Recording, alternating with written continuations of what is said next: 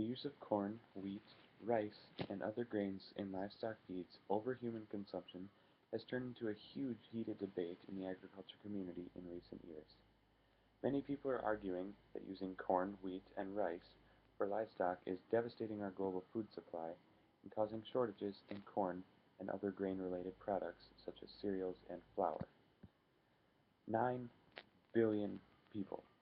That's the world population estimate in 2050. Feeding 9 billion mouths by 2050 is going to be a huge challenge for farmers to face and accomplish.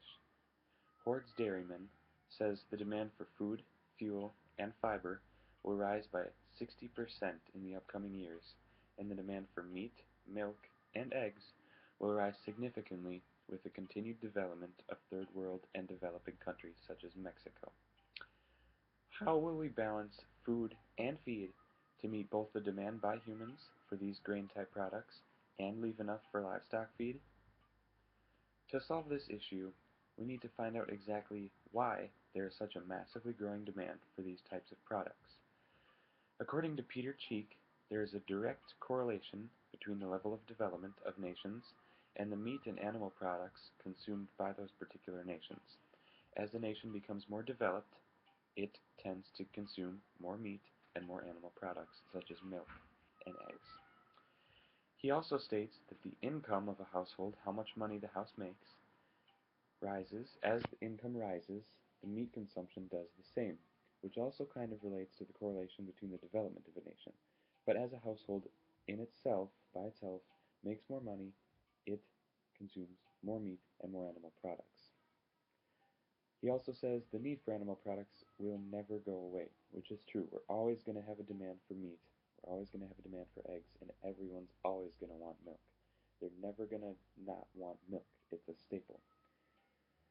Dairy products provide calcium. Meat provides vitamin B12, a nutrient found in no plants. You can't find it in any plants, and it's only found in meat, which means you need to eat meat or take a multivitamin to get it. But eating meat is the only way to get your vitamin B12. Eggs are high in protein, a vital nutrient built of amino acids. Our body needs protein, obviously. The nutritional benefits of animal products are high and are crucial in many cultures around the world. They need to have animal products in their diet. It's part of their religion, it's part of their culture. Again, how will farmers provide enough food for humans as well as feed for livestock? With as much as 32% of our grain crop turning out to be wasted or unable to be sold, we lose a lot of potential energy that we could put into the food supply or into the feed supply.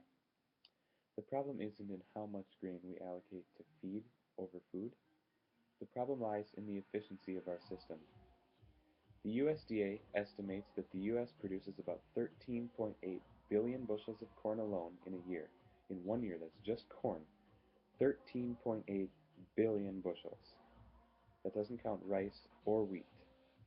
In the time span of processing the grain to produce products, transportation to sale sites, and marketing to consumers, about 32% of that's 4.7 billion bushels, goes bad or is unable to be sold. If efficiency is increased from 68% to 80%, just 12%, we could have up to 2.6 billion more bushels in the system available for consumption of just corn. Nothing else, just corn. This alone would solve all possible food issues in the US, with not enough corn to go around for humans and for livestock.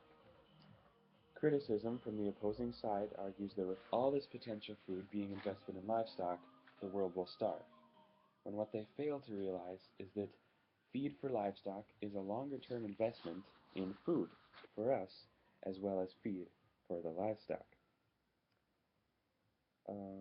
Instead of directly being directed into implementation of food products, these grains are being used to beef up livestock for future human consumption. We're going to eat the animals. I mean, it's not like they're out there and they're just sitting there eating all of our grain. We're going to eat them. It's part of our food supply. Animal products are also scientifically proven easier to digest by human stomachs than plant products. It is easier. They're easier to digest by our stomachs.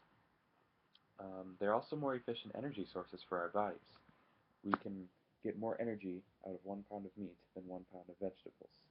It's how our body works.